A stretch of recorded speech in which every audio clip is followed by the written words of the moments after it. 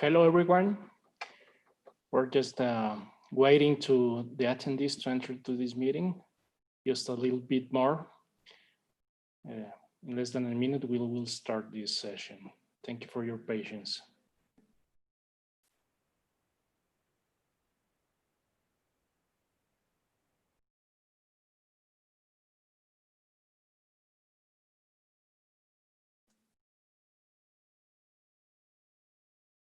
Okay, so welcome everyone to this session, the last session of the day. This keynote performed by Tony Wagner. This keynote entitles Educating for Innovation. So thank you very much for your attendance. It has an amazing journey, this Virtual Connect event. I'm Alejandro Llobet, member of the Virtual Educa Foundation board. And I also serve as Chief Operating Officer and Chief Information Officer at the Ipare Business School in Mexico. I'm also an EdTech entrepreneur, currently starting an entrepreneurial platform for high school students. But well, let's not talk about me. It is really a great privilege and honor to introduce Tony Wagner, one of the most globally recognized voices in education. Tony, thank you very much for being here. And I will just speak a little bit about Tony. He currently serves as a senior research fellow at the Learning Policy Institute, founded by Linda Darling-Hammond in 2015. And prior to this appointment, Tony held a variety of positions at Harvard University for more than 20 years, including 4 years as expert in residence at the Harvard Innovation Lab, and the founder and co-director for more than a decade of the Change Leadership Group at the Harvard Graduate School of Education. I'm gonna share my screen. I want to show you the last work of Tony, so you get to know what he's working on. Sorry. Okay. So what you're seeing right now is Learning by Heart. This is the last book of Tony that Tony wrote. He will speak a little bit about that book also. Tony, for more than his previous work experience includes 12 years as a high school teacher, K-8 principal, university professor in teacher education, and founding executive director of Educators for Social Responsibility. Tony is a frequent speaker at national and international conferences and a widely published author. His work includes numerous articles and 7 books, including 3 bestsellers, Most Likely to Succeed, Preparing Our Kids for the Innovation Era, co-authored by Ted Dintersmith, was published by Scriven in 2015. Another book is Creating Innovators, The Making of Young People Who Will Change the World. It was published in 2012. And his 2008 book, A Global Achievement Gap, continues to be an international bestseller with more than 150,000 copies in print. Tony's memoir, Learning by Heart, An Unconvenient Education, was published by Penguin Random House in 2020, and that's the book we are seeing on the screen. He also served as the strategic education advisor for a major new education documentary, Most Likely to Succeed, which had its world premiere at 2015 Sundance Film Festival and has since been shown in more than 8,000 communities. So thank you very much, Tony, for being with us at the Virtual Educa Connect event. And as I stop talking now, and I leave you the screen and the camera. Thank you very much, Tony, for being here today. Gracias, Alejandro. Thank you. Good evening, friends. Muy buenas tardes a todo. I am greatly looking forward to this conversation tonight, and I promise you it will be a conversation because I want to hear your questions and your concerns before the evening is out. But before we start, I want to show you a short video that I think suggests one of the profound challenges we face moving forward in education. So bear with me for a moment while I share my screen.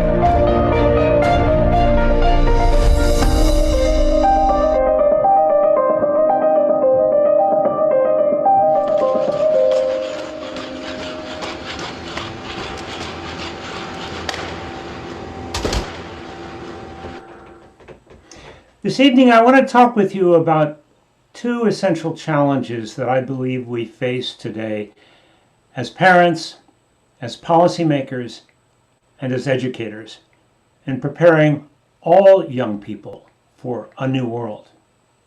You know, when I began my teaching career, it was the twilight of the industrial economy, and people were beginning to talk about the new knowledge economy. Well, you know, Peter Drucker coined that term in 1969, 50 years ago. What a world away it seems now. We no longer have a knowledge economy today. Knowledge has been commoditized, growing exponentially, changing constantly on every internet-connected device.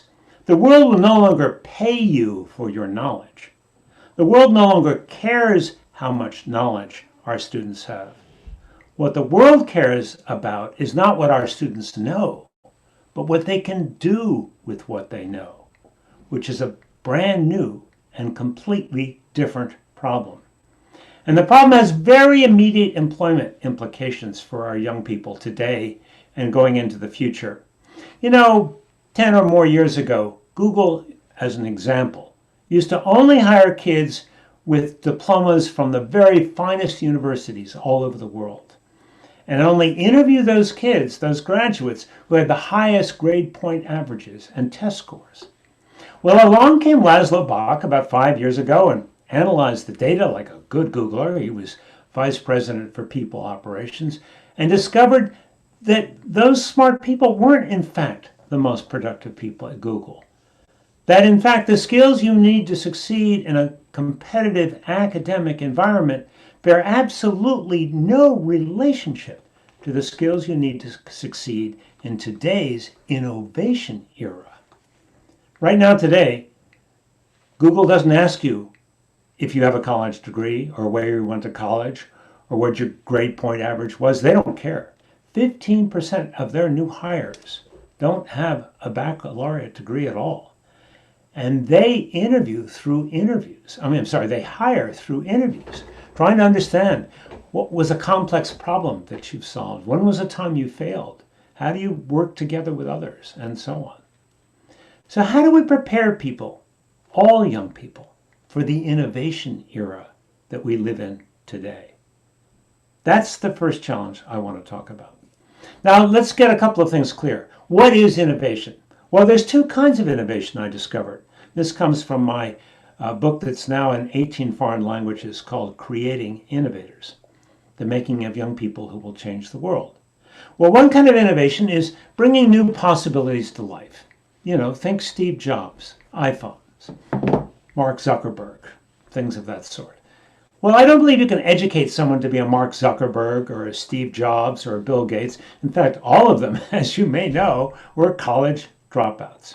No, you can't educate someone to be that kind of innovator. But there's another kind of innovation that is at least as important, and that is the capacity to solve problems creatively. Creative problem solving, not just in high tech, but in the nonprofit world, in education, in health, in welfare, and so many other domains all over the world, are the skills that are most sought after, that matter the most. And they don't have to be necessarily to do with high tech. So to try to better understand how we educate young people to be creative problem solvers, I interviewed a wide variety of young people, first in the United States, but now I've done this all over the world, all of whom were recognized as creative problem solvers. Some in high tech, some in the arts, some who were social entrepreneurs. An equal number of young men and young women, all in their 20s, all of whom have been recognized. And I wanted to try to understand what were the forces that had shaped them in their becoming successful creative problem solvers and often entrepreneurs as well. I interviewed all of their parents to see if I could discern patterns of parenting, and I'll talk about some of those in a moment. But most of all, I was interested in their education. And that's where I made my first very troubling discovery. You see, a number of these young people had gone to some of our so-called leading universities, specifically Harvard, Stanford, MIT, Carnegie Mellon, and they all told me they had become creative problem solvers in spite of their education, not because of it.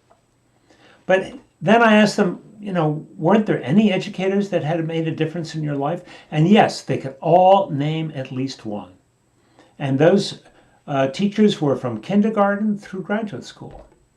Well, I interviewed all of those educators to see what they did that was different. And that led to my second very troubling discovery. You see, all of those very important educators in the lives of these young innovators were themselves outliers in their schools, teaching in ways that were very different than their colleagues, but fundamentally different than one another, even though they had never met. So I came to understand in the process of this research that there are a set of 5 fundamental contradictions between the traditional culture of schooling, which was created at the dawn of the industrial era and which we find all over the world, and the culture of learning to become a creative problem solver. 5 contradictions, which I'll briefly describe. Contradiction number 1 are all of the ways in which traditional education support, reward, and encourage individual achievement. Well, that's fine. There's a place for that. But innovation is a team sport. There is no innovation without profound collaboration. Knowing this, these outlier teachers and in colleges and schools that I have visited since really encouraged teams of students to work together to solve a big problem or to answer a complex question. The second contradiction is the contradiction between the traditional culture of schooling and the ways in which it compartmentalizes learning according to traditional subjects, which have remained largely unchanged for 100 years, versus the culture of innovation that fundamentally demands an interdisciplinary approach to understand problems and to solve them. Knowing this, these teachers from these innovation schools created interdisciplinary courses around a big question or a big problem, and teams of students worked on those together. Contradiction 3 is the culture of the classroom. The culture of the classroom in so many parts of the world where I have traveled is a culture of compliance.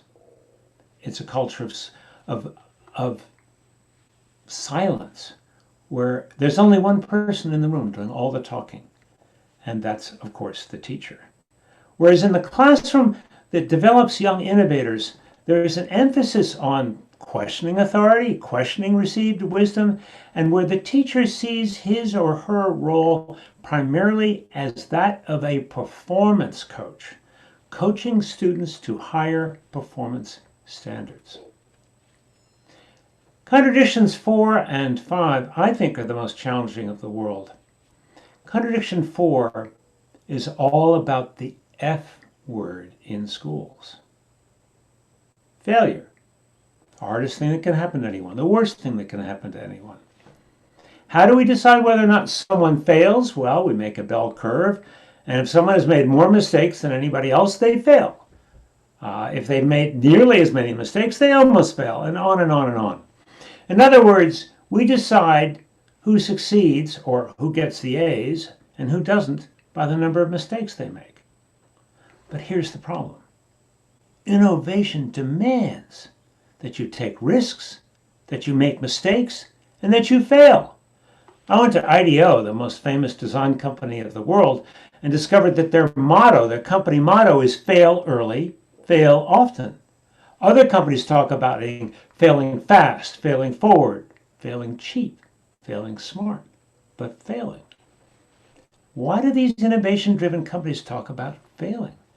Well, they don't mean failing in an academic sense. What they're really referring to is the fundamental methodology of innovation, which is a process of trial and error, or what we would call iteration, moving from 1.0 to 2.0, learning from your mistakes. And you know, it's not just the world of innovation. If I could take a survey right now, I'd ask all of you in the audience today to raise your hands. How many of you have learned more from your mistakes than your successes? Raise your hands. I know I have. Most people I know have. Well, then why? Why do we penalize mistakes in school? It makes no sense to me. The only failure I recognize is the failure not to show up, not to try at all. You know, how do we learn to talk? How do we learn to walk? How do we learn to ride a bike? Through trial and error. What if someone were grading us, in our first efforts to talk or walk? We'd all get F's. We'd be crawling and gibbering and not be able to pass the class. No, learning, all learning, important learning, is trial and error. The only 3 grades I can justify, and the only 3 grades that are actually widely used in innovation-driven schools today are A, B, or incomplete. In my classes, both in high school and later at the university level, a B was my performance standard that I expected every single student to meet in order to get a credit in my class. It's the same thing in the adult world. We don't want to fly with an airline pilot who's gotten a C minus, a 78. No, we expect competence, or they don't get their license. Same with a driving license or a plumbing license or an electrician's license. You have to show competence to get a job or to get a credit. Now, I believe you should allow more time or give more help to students to reach that performance standard, but it stays the same no matter what. Then I think a genuine A is recognized for real human excellence, which, as we know, is not common and shouldn't. So A's should not be common. Now, the last contradiction is the contradiction in how we motivate young people today. As I've been mentioning about grades, they are carrots and sticks. We use rewards and punishments, extrinsic motivations, to motivate students to learn. But what I discovered when I interviewed these young people, both from privilege and from poverty, an equal number of young men and young women, is that they were all far more intrinsically motivated from inside. They were motivated to want to make a difference. They were motivated in schools to do work when it was work worth doing, not by grades, not primarily. And they sought jobs where they could make a difference. So I went back and tried to understand what had their teachers and parents done to encourage and strengthen this intrinsic motivation that we're all born with. And I discovered a pattern. Both parents and teachers had explicitly encouraged three things: play, passion, and purpose. Three things that I rarely see in most classrooms. Parents encouraged much more exploratory play, experimental play, fewer toys, toys without batteries, much more time outside, and much less screen time. Teachers tried to create a spirit of disciplined play in their classes and allowed students time to explore their own interests, their own questions, which I think is absolutely key in strengthening young people's curiosity. As these young people grew older, their parents were very intentional about actively encouraging their young people to try new things, to explore new interests. And teachers created time in the classroom for students to explore interests and ideas on their own.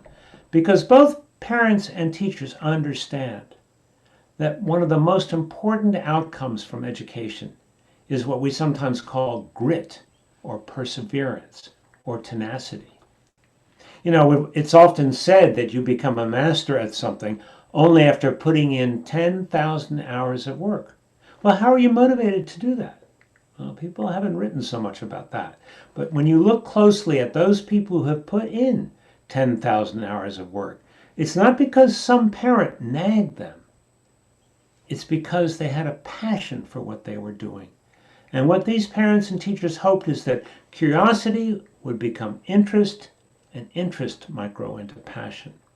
So we move from play to passion. But in every case with these young people whom I interviewed, their passions morphed. They evolved. They didn't stay the same. But in every case, they matured to a deeper sense of purpose, a desire to give back and to make a difference. Now, I'm going to spend a couple of minutes talking about what I think we need to do to create this kind of education for the 21st century. And then I want to turn to the very immediate challenge of how do we support our young people in this time of real crisis in their lives. So, how do we prepare young people for the innovation era? First of all, we have to clearly define the skills and dispositions and content knowledge, the outcomes that matter most. So often we're teaching things to kids that go in one ear and out the other as soon as the test is over. It's not enduring knowledge. It's not essential content knowledge. And they're not the skills that young people need to thrive in the 21st century. And I'm not just talking about the skills for work, because in the 21st century, the skills you need for work, the skills you need for active involvement as a citizen, and the skills you need for lifelong learning have converged. They are the same skills for the first time in human history. So we have to define those skills. Then we have to create 21st century assessments that assess the skills that matter most. And sadly, most of the standardized tests that I see around the world do a horrible job of that. They are completely obsolete tests.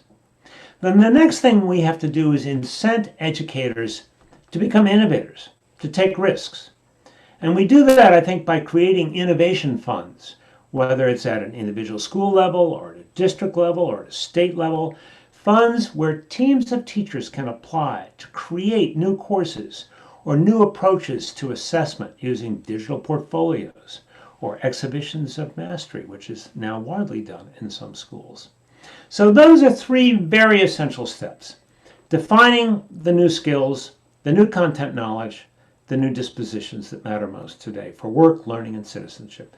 Developing 21st century assessments, as many people have written about, and then creating innovation funds that encourage teachers to become responsible risk takers, to support them in trying new things.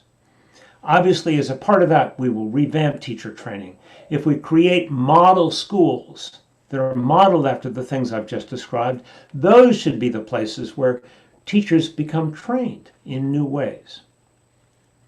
So let me turn now to an immediate challenge, and then I'm going to open this conversation up to your questions and your concerns for the final minutes. The question is, how do we support our kids today in a time of crisis? Many kids today are really encountering one or more crises. There's first of all the crises of COVID, of family members and friends and relatives dying around them. There's secondly the crisis of the economy, jobs disappearing, perhaps family members being laid off, jobs being eliminated by automation, as you saw. And then finally, there's the crisis of our economic and social inequalities, which are being exposed very profoundly by these crises. Well, I know a little bit about growing up in a time of crisis. I, too, grew up in a time of crisis. I grew up in the 1960s in the United States. That's in part what my new memoir is about, learning by heart. I grew up, first of all, in the shadow of the threat of nuclear destruction every day. That was our COVID. We thought nuclear war could happen at any moment. I secondly saw daily the injustices in the civil rights movement on television nightly as civil rights workers and innocent bystanders and innocent protesters were being beaten nightly by ruthless police. Things too many of our kids are seeing too often today on the evening news. Thirdly, I grew up in the time of the Vietnam War.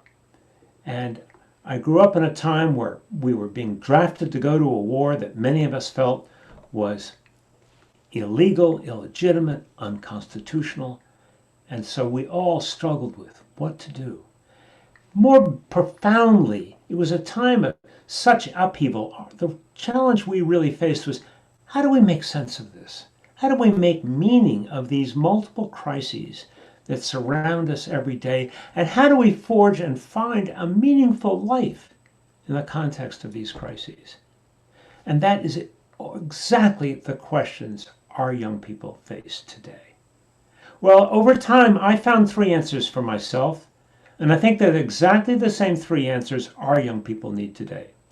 First and foremost, I found community. I found people who shared my concerns, shared my questions, shared my aspirations, my hopes, my dreams, my fears. And it was incredibly important to me to be able to share with others what I was worrying about, what I was thinking about, what I aspired to, what kind of difference I wanted to make in my life and with my world. Secondly, I found learning environments, sometimes ones that I had to create for myself, where I could make a real choice as to what I was learning. I wanted to make sense of the world. I was not ready to sit down and simply learn things because some adult told me to. I needed to understand the Vietnam War. I needed to understand the civil rights movement. I needed to understand the arms race. And so I studied those things and studied them seriously and came to my own kind of decisions and thoughts about what was right and what was wrong. And that was incredibly important to me. Thirdly, I sought opportunities and was given opportunities to exercise my voice, to express my hopes and fears and dreams, to talk and write about the things I cared about. And I wrote in a journal for a college, and my journal writings became articles when I was a teacher, and my articles became books. So those three things, community, voice, and choice, are three things that I believe all young people need today. And we as adults, no matter what role we are in, must help our young people find those three things: community, choice, and voice. Now I'm really interested to learn from you. You're all over the world in different time zones, and I'm excited to hear your questions and your comments. And so Alejandro will be reading your questions and telling me kind of what's on your mind. I ask only that you keep them brief so Alejandro can read them and so that I can answer them. Thank you. Sure, Tony. Thank you very much. And thank you for your generosity and sharing your purpose of life and life experience with us. It was really inspirational for our audience today. So we have some questions. One of them is, in one classroom I teach, I have teenagers and two 50-year-old students. For the second ones, sometimes it's really hard to manage, employ technology. How can we motivate them and make it feel easier so they don't feel overwhelmed? Well, you know, I think young people are often the best teachers of the new technologies, aren't they? So I would suggest that you take and appoint a couple of your young people who are pretty good at this technology and who know how to explain it well to be kind of classroom tutors or classroom assistants. But beyond that, I would try to build the common ground between the generations around curiosity. What are their questions? What are they curious about? I have recommended that all students keep a curiosity journal, a question journal, where they write down the questions that are of concern or interest to them.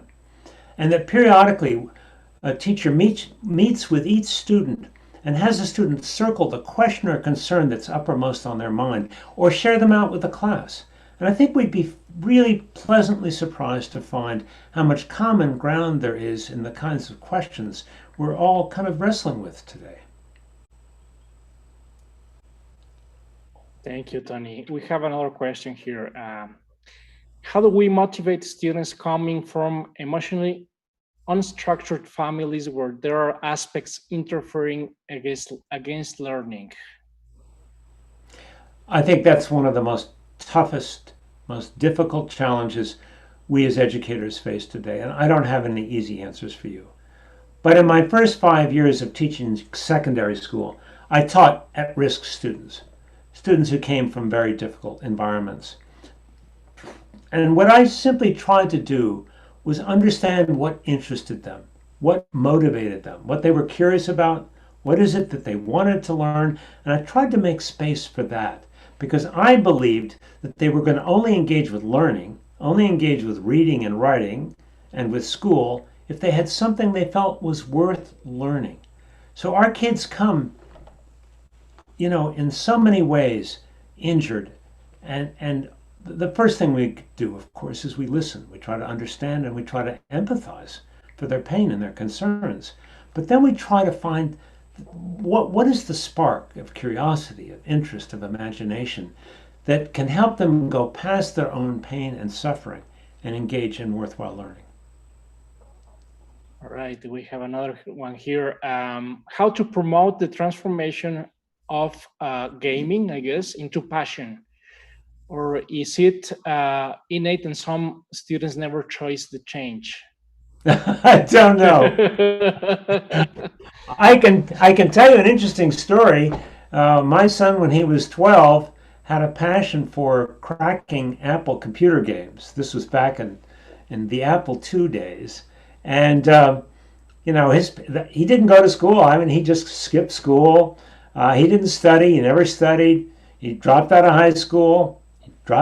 He never went to college. Well, many years later, he's a very, very successful adult working on information technology for one of the most esteemed law enforcement agencies in our country, asking all of the right questions.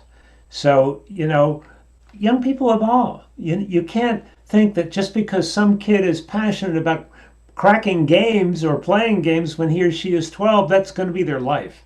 All you can keep doing is introducing new ideas, new possibilities, and never giving up, either as a teacher or as a parent. That's the hard part. Yeah.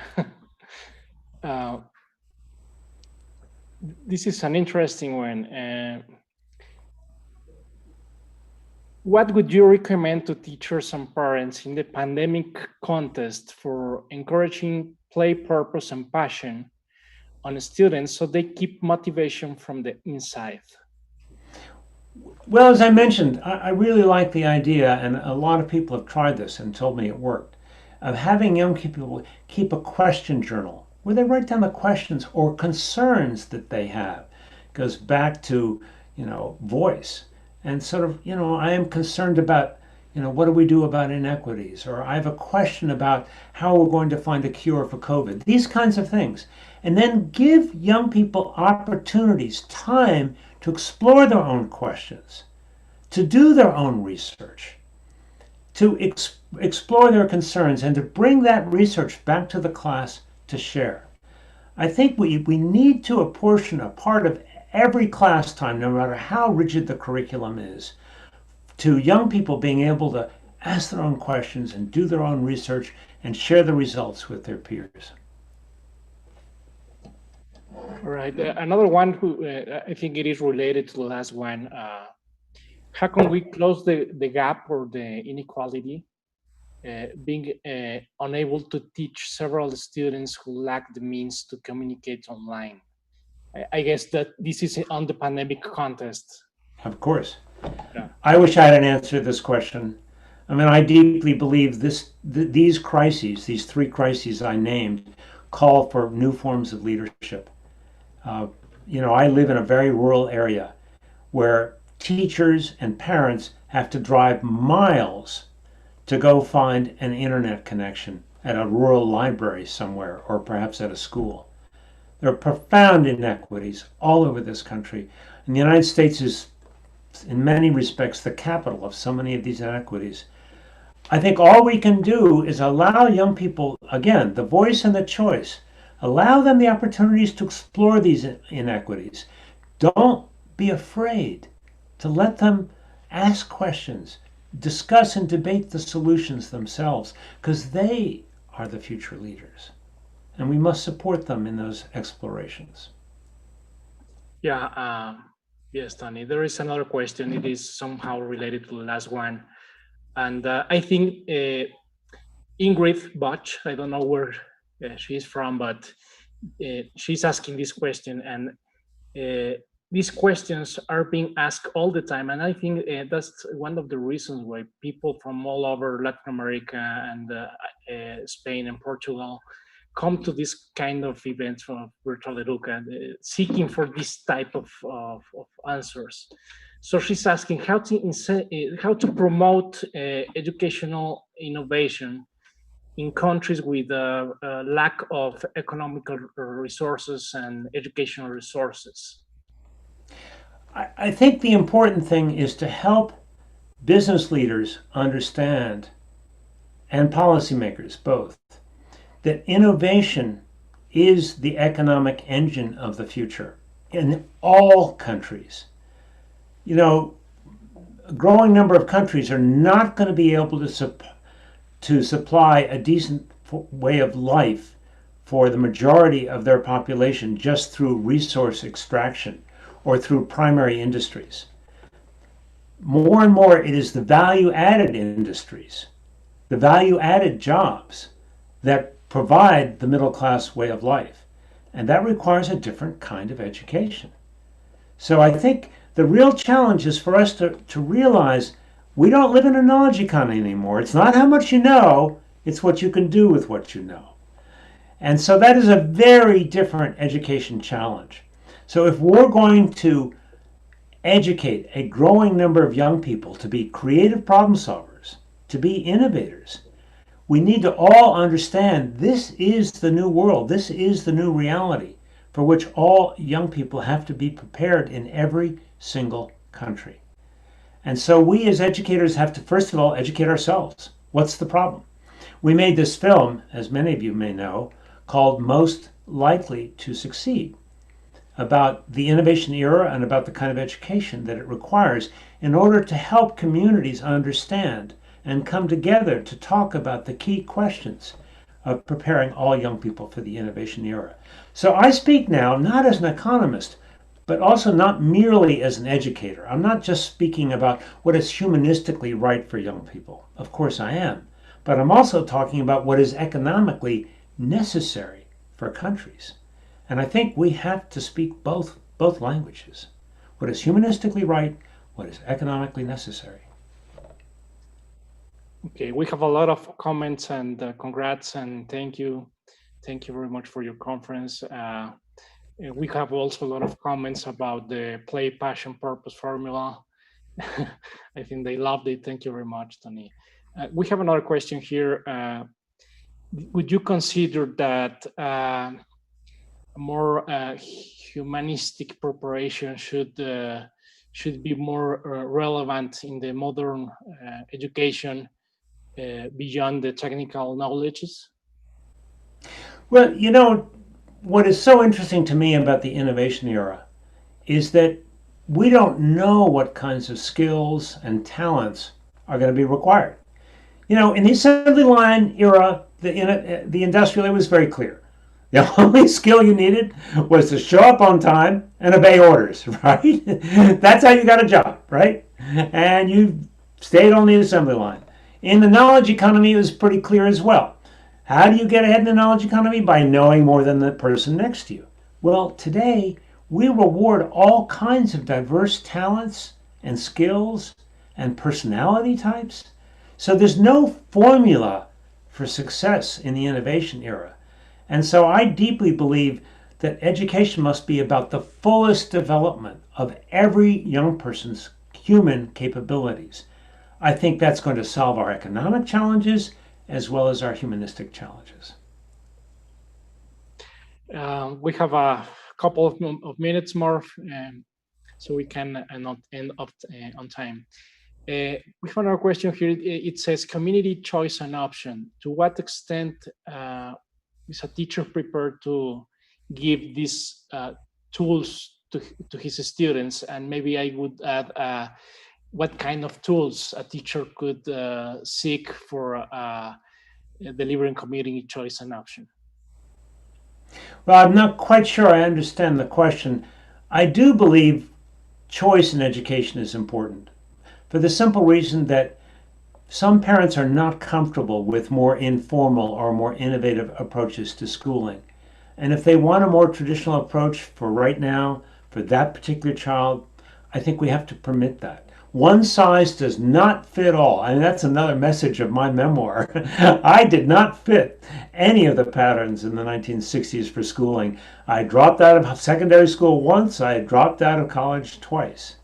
So I had to find and create the education choice that worked for me. So I think allowing more choices to families and more choices to children is extremely important. Okay, I think we have time for one or two more questions. One of them is asking what is the name of the video we saw at the beginning? They liked it a lot. Oh yeah, that's not a part of a longer video, but it is called The Future of Work. That's the clip, and my friend Ted Dintersmith, teddintersmith.com, did the video as a part of a promotion for his book, great book called What School Could Be.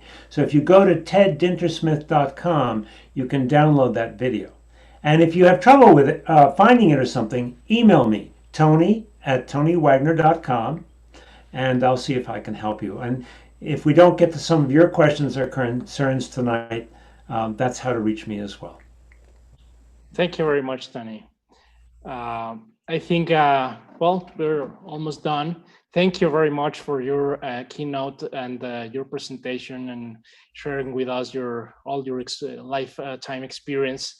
I invite all the audience to buy Tony's new book. I'm eager to read it as soon as possible. And for sure, we will be in touch, Tony.